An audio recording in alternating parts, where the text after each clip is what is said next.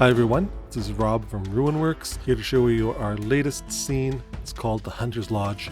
It's a 2-level scene, 30 by 20 grid size. Got a couple of cool little things going on with it, so let's get right into it. So right now we are in the middle level, elevation 10 to 9, as shown on our layers tool. We have a bottom level here as well. You can see a bit of a cave area. I'm going to start at the top here. Our top level is just the rooftop. Okay, on the cliff top level, a couple things to show you first. Top right, we can see we have a lodge as part of our map. If we don't want to have a full lodge, what we can do is hit the open area button, and it just provides kind of an expansive wilderness, just a bit of a path running through it. This is good if you don't want to have the lodge, if you just want to feature the cave system and the waterfall.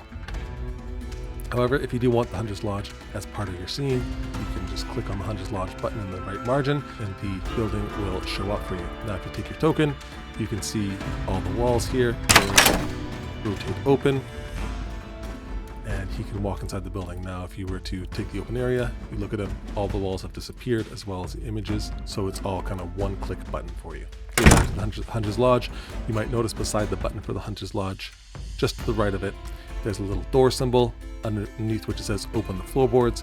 What that is for is to open the secret passageway through into the caves. So to open the floorboards, all you need to do is hit the open floorboards button, and it will reveal this hole in the ground with a interaction point which your players or you can use to descend the ladder. So if you just double click on it, use ladder, now your token is in the cave system. I'll just give this token some light. Now you can see you're in the cave system where the token has got some light. And of course you can use the interaction point to climb back up the ladder and into the Hunter's Lodge. If you want to close up the hidden boards again, you can just hit this to close it up. I tried to make it somewhat obvious in the map that there is a panel here that can be lifted up. I didn't want to make it too obvious, so you can just kind of barely make out the outline of the panel on the map, just to maybe give your players a bit of a clue that it's there. Next, I'll bring a token over here. Just wanted to demonstrate that there is token magic effects on the water here. It's kind of giving it that jiggle. Additionally, I've added sounds around the river just to provide a bit of ambiance for what the river would sound like.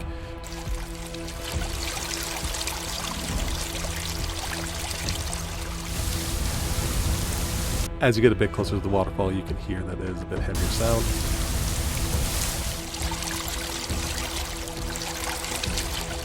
And we do have a couple of trees set to radial occlusion,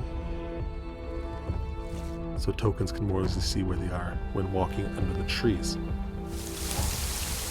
Okay, so that's pretty much the top level. It's just this lodge and being able to turn it on and off.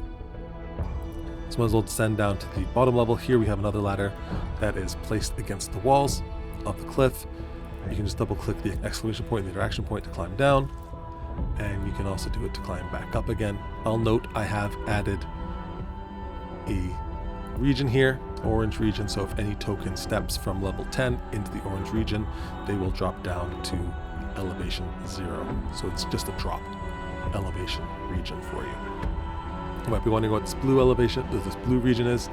That's the darkness inside the cave. So just to demonstrate, if our token decides not to use ladder, he's going to be cheeky and just going to walk off. He does actually fall down to the level below.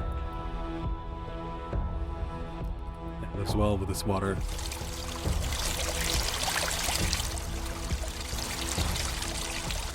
you can hopefully hear it in the background there. Just want to mention also with this ladder, if you go to your drawing tools, you can grab the ladder drawing that's here and you can pull the ladder around. So if you don't like where the ladder is attached to the wall of the cliff, you can move it somewhere else.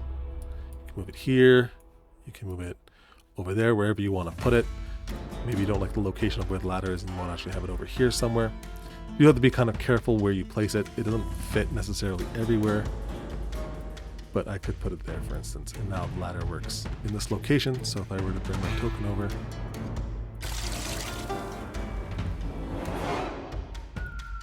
interactions work in this location instead. So now getting into the caves at the bottom of the scene, we can select our token. You can see that our token can't actually look into the cave from the outside. I've placed an ethereal wall across the waterfall, so players can't see through it until they are within 10 feet. So right now, the token cannot see through the wall, but if you move closer, he starts to see into the system. And there's no wall stopping. Well, there's a material wall, but that does not stop movement. So you can see he can just step through the water as he pleases. So first things first, we come into this room, room C. Here there's just a bit of customization. Below the room, there's a purple control panel. Right now I just set it off. It removed the camp that was there. If you set it on, it will put the camp in place. And when the camp is on, you can double click campfire to turn it on and off.